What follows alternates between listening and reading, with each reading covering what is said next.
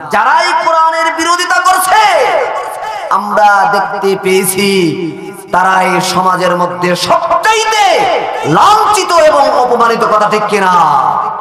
আমরা দেখেছি কোরআনের মাহফিল গুলো বন্ধ করে দেওয়া হয়েছিল, যারা বন্ধ করেছিল আজকে সমাজের মধ্যে তারাই সবচাইতে নিকৃষ্ট মানুষ হিসাবে পরিণত হয়েছে, কথা ঠিক কিনা?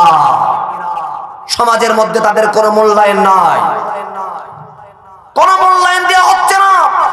কারণ পৃথিবীর কোন জিনিসকে বন্ধ করেননি যিনি আমাকে সৃষ্টি করেছেন, যেই কোরআন, যে রব্বুল আলামিন পৃথিবীতে নাজিল করেছিলেন মানুষের হিদায়াতের জন্য। সেই হিদায়াতের পথ যারা বন্ধ করার চেষ্টা করেছিল, তাহলে তাদের সব কিছুর দরজা আল্লাহ রব্বুল আলামিনের পক্ষ থেকে বন্ধ হয়ে গিয়েছে। বলেন কথা ঠিক কিনা?